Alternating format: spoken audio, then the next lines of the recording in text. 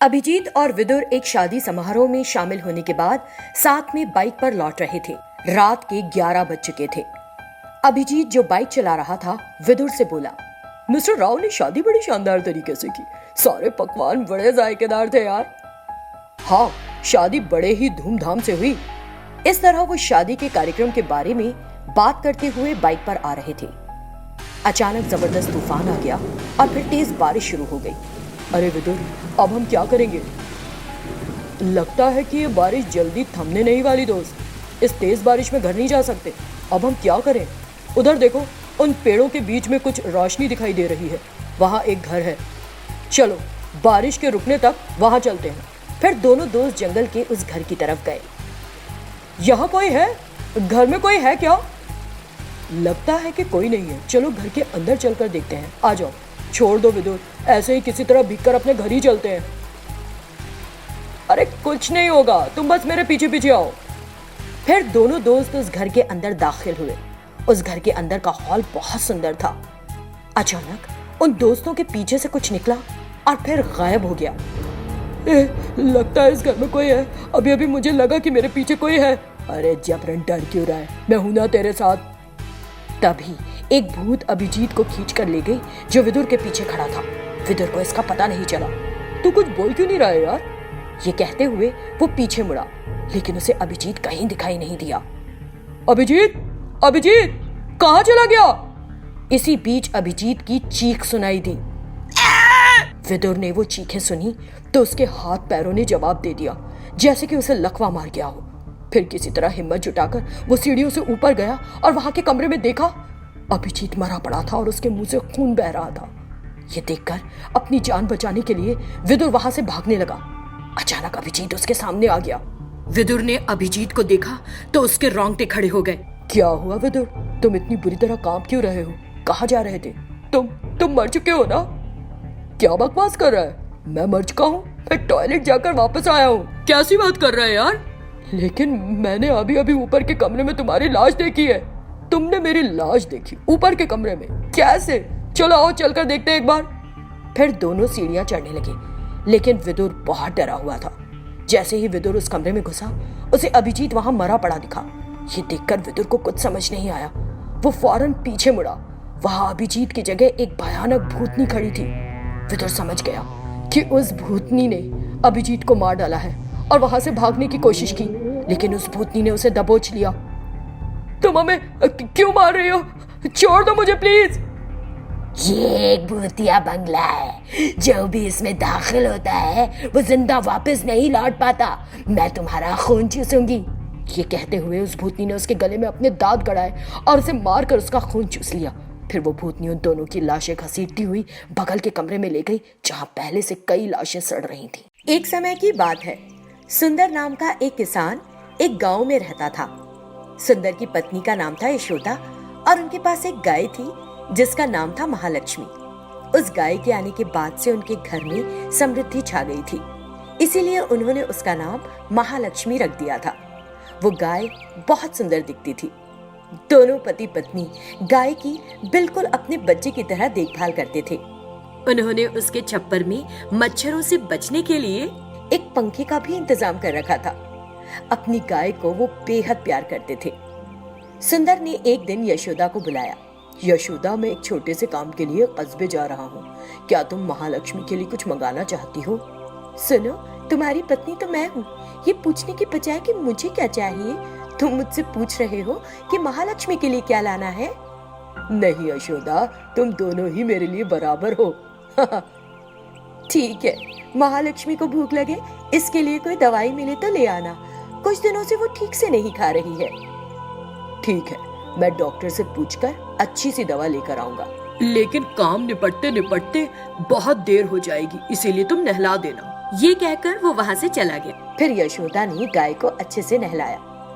गाय ने उससे पूछा, माँ, तुम नहीं समझ सकती मैं खुद को कितना सौभाग्यशाली मानती हूँ कि मुझे माता पिता के रूप में तुम दोनों मिले हो। तुम मुझे हर त्योहार पर अलग अलग चीजें बनाकर खिलाती हो। मेरी देखभाल बिल्कुल एक बच्चे की तरह करती हो। मैं तुम्हारा कर्ज कैसे चुका पाऊंगी? लेकिन मैं यहाँ आई कैसे? ये एक बहुत लंबी कहानी है। माँ, क्या तुम मुझे एक कहानी सुनाओगी?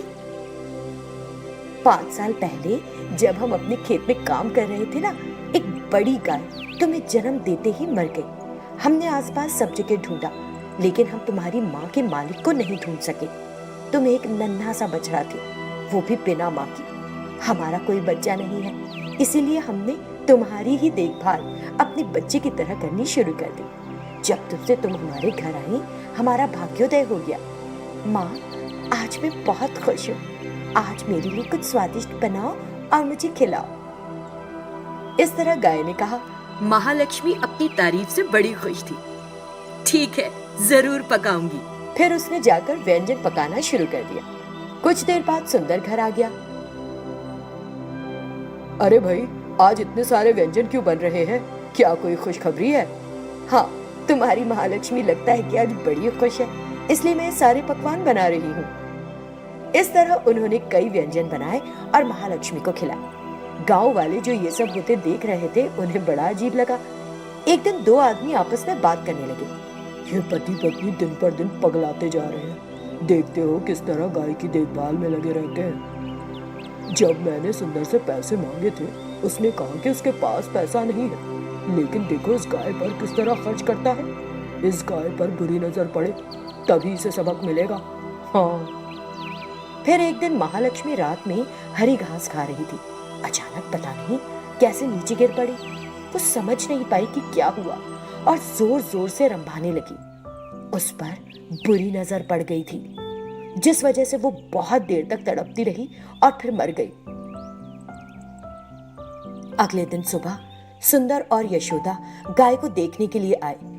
गाय बिना किसी हरकत के नीचे गिरी पड़ी थी, जिसे देखकर पति पत्नी चिंतित हो गए और उसे पुकारने लगे, लेकिन तब भी कोई हरकत नहीं हुई। मुझे बहुत फिक्र हो रही है, मैं जाकर डॉक्टर लेकर आता हूँ। ऐसा कहकर सुंदर एक पशु चिकित्सक को ले आया। डॉक्टर ने गाय की जांच की। ये गाय मर चुकी है। ये बात पति पत्नी सहन नहीं कर पा रहे थे और जोर जोर से रोने लगे। बहुत सारे लोग गाय की मृत्यु का सुनकर वहां इकट्ठे हो गए और सबको बहुत दुख हुआ। महालक्ष्मी, एक बार उठ जाओ। तुम्हारी माँ ने तुम्हारे लिए बहुत सारी स्वादिष्ट चीजें पकाई हैं। एक बार उठ जाओ। ऐसा कहकर सुंदर और यशोदा उस गाय के लिए जोर जोर से रोने लगे, जिसे देखकर गांव वालों की आंखों में भी आंसू आ गए। कुछ देर बाद पति पत्नी का रोना बंद हो गया। सारे गांव वालों ने सुंदर और यशोदा को उठाना चाहा, लेकिन वो तो मर चुके थे। सुंदर और यशोदा ने दिलो जान से बिना ये समझे कि वो एक जानवर है, उस गाय को प्यार किया था। वो उसकी मौत का सदमा सहन नहीं कर सके। पहले भाग में शैतान ने मधु को मार डाला और उसके शरीर में घुस गई। फिर क्या हुआ, आइए देखें। उस दिन जब रात में मधु की माँ, पिता और छोटी बहन सो रहे थे, वो शैतान मधु के शरीर से बाहर आई और बोली, इस घर में और कितने लोग हैं? मुझे पता होना चाहिए ना। ये सोचते हुए वो शैतान उस कमरे में गई जहां वो तीनों सो रहे थे। तो इस घर में मधु के अलावा 3 और लोग रहते हैं। मैंने एक एक करके अगले 3 दिनों में मार डालूंगी और फिर छोड़ दूंगी ये घर। वो शैतान फिर से मधु के शरीर में घुस गई। अगले दिन सुबह मधु की माँ मधु के कमरे में आई और उसे जगाने लगी। मधु, उठो मेरे बेटे, आज तुम इतनी देर तक क्यों सो रहे हो? उठो, 9 बजने वाला है, देखो। मधु उठ गया और ऊपर देखा। उसका चेहरा नीला पड़ गया था। उसने अपनी माँ की तरफ गुस्से में देखा। ये देखकर उसकी माँ बोली, मधु, तुम इस तरह से क्यों देख रहे हो मुझे? तुम्हारा चेहरा क्यों नीला पड़ गया है? सुनिए, इधर आइए जल्दी से। इस तरह मधु की माँ ने अपने पति को बुलाया। अचानक मधु बिस्तर से उठा और उसका गला जोर के पकड़ लिया। अब क्या हो गया? तू इस तरह क्यों बुला रही है? मैं भूखा हूँ, तुझे मारकर अपनी भूख मिटाऊंगा। तुम्हें क्या हो गया? मधु सुनिए, मुझे छोड़ो मधु। इस तरह वो बहुत जोर जोर से चीखने लगी। मधु की छोटी बहन सीमा वहां आ गई और बोली, अरे भाई, क्या हो गया तुम्हें? ये क्या कर रहे हो? छोड़ दो माँ को। सीमा ने उसे मारना शुरू कर दिया। मधु ने एक ही हाथ से उसे धक्का मारा। धक्का इतनी जोर के पड़ा कि वो उड़ती हुई जाकर दीवार से टकराई और नीचे गिर। शैतान मधु के शरीर से बाहर आ गई। उसी पल मधु का शरीर नीचे गिर गया। ये देखकर मधु की माँ हैरान रह गई और उसके शरीर को बहुत झटके से देखने लगी। इसी बीच वो शैतान सीमा के पास गई। तुमको क्या लगता है मैं कौन हूँ? तुमने मुझे मारा और मुझे गुस्सा दिलाया, मैं तुमको नहीं छोड़ूंगी। शैतान ने सीमा को पकड़ा और मार डाला। ये देखकर मधु की माँ चीख पड़ी, हे ईश्वर, मेरे बेटे को क्या हो गया? ये शैतान कौन है? शैतान ने मेरे बच्चों को मार डाला। खूनी शैतान, तूने क्यों हत्या की मेरे बच्चे की?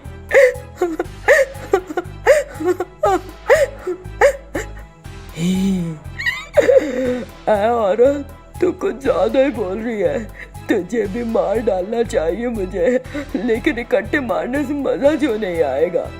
ये कहकर शैतान ने उसे ऊपर उठा लिया और उसे हवा में झुलाने लगी। इससे मधु की माँ ने मदद के लिए पुकारा, बचाओ, कोई मुझे बचाओ। उसकी चीख सुनकर उसके पति ने सोचा, ये क्या हो रहा है? मुझे कुछ अजीब सी आवाजें सुनाई दे रही हैं। मेरी पत्नी मुझे इतनी जोर से बुला रही है और चिल्लाती रही तो मेरे कान फट जाएंगे। रुको, आ रहा हूं, क्या हो गया? जब वो उस कमरे में पहुंचा तो शैतान ने मधु की माँ को ऊपर उठाया हुआ था और उसे सता रही थी। ये देखकर वो सदमे में आ गया और बोला, शैतान, शैतान, प्लीज हमें बचाओ, कोई है यहाँ? प्लीज हमें बचाओ, एक शैतान हमारे घर में आ गई है, प्लीज हमें बचाओ। इस तरह वो जोर जोर से चिल्लाया। शैतान ने उसके मुंह में चाकू फंसा दिया, जिससे उसके मौके पर ही मौत हो गई। फिर शैतान ने मधु की माँ को हाथों में उठाए उठाए कहा,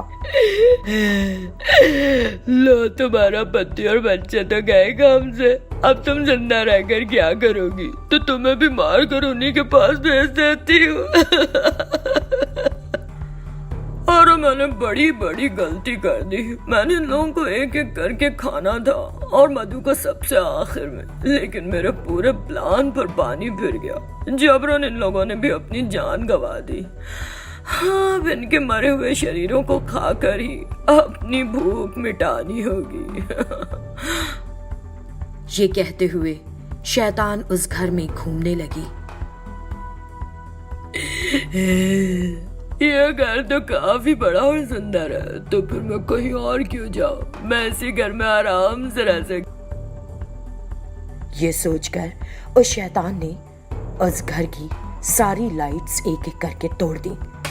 पूरे घर में अंधेरा छा गया। अपनी मंत्र शक्ति से उसने उस घर के सारे दरवाजे और खिड़कियां एक ही पल में बंद कर दिए। उसने उस घर का दरवाजा लॉक कर दिया और सोचने लगी, अब ये घर सिर्फ और सिर्फ मेरा, मैं यही रहूंगी। इस तरह उस पूरे परिवार को मौत के घाट उतारकर वो वहीं रहने लगी।